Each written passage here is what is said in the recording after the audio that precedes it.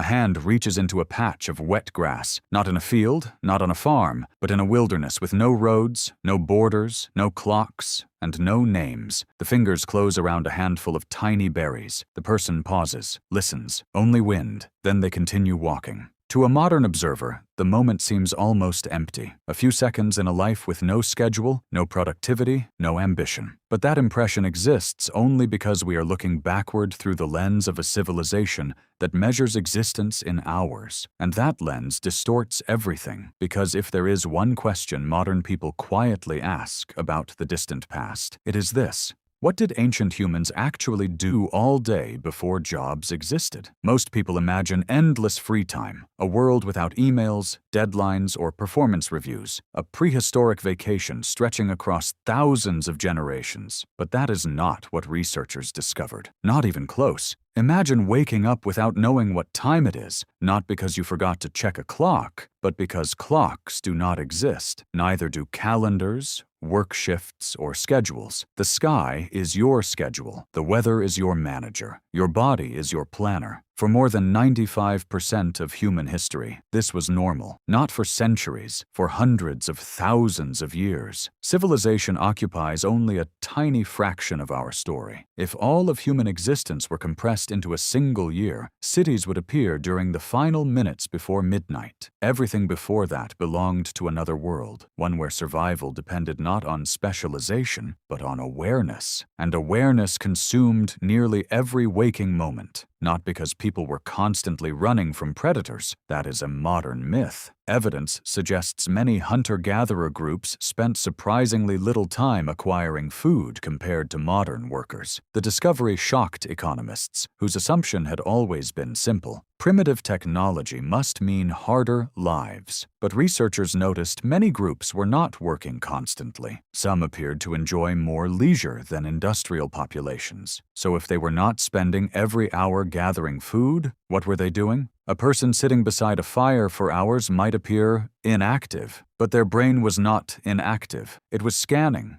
listening, observing, remembering, monitoring social relationships, tracking weather patterns, learning landscapes, evaluating risk. The modern workplace rewards concentration on a narrow task. Ancient environments rewarded awareness of everything. Something remarkable emerges when scientists examine human psychology through this lens. Our attraction to stories, our obsession with social dynamics, our sensitivity to status, our inability to fully relax in unfamiliar surroundings. These are not random traits. They are echoes, fragments of ancient worlds still operating inside modern nervous systems. Ancient humans also spent enormous amounts of time maintaining relationships, not casually, constantly, because before institutions existed, people were the institution. There were no police, no courts, no insurance companies, only other humans. Your survival depended on your position within a social network. A damaged relationship could be catastrophic. A trusted alliance could save your life years later. Talking was infrastructure. Gossip was information technology. Stories were data storage systems. Around fires beneath prehistoric skies, humans built invisible networks that held entire communities together. Then there was learning. Human children remain dependent longer than almost any other creature. Researchers believe this prolonged childhood exists because humans do not inherit survival through instinct alone. We inherit it through culture, and culture requires time. Ancient children spent years observing, imitating, experimenting, failing, learning plants, animals, tools, people, landscapes, and stories. Every conversation, every journey, every mistake, a continuous transmission of knowledge across generations. But beneath survival, learning, and relationships, there existed something harder to measure: meaning. Ancient humans were not merely surviving,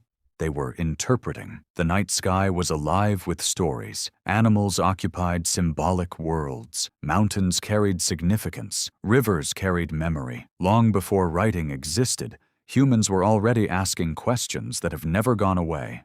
Why are we here? What happens after death? How should we live? Then, Around 12,000 years ago, agriculture emerged. Most people assume this was an obvious triumph, but many researchers argue the reality was far more complicated. Farming created abundance, yet abundance demanded maintenance. Fields required labor, property required protection, management required hierarchy, and slowly, almost invisibly, humanity began exchanging one lifestyle for another. Eventually, work became an identity, not simply an activity. A person became their occupation. The transformation was so complete that modern introductions often begin with the same question: what do you do? Not who are you? Not what do you believe?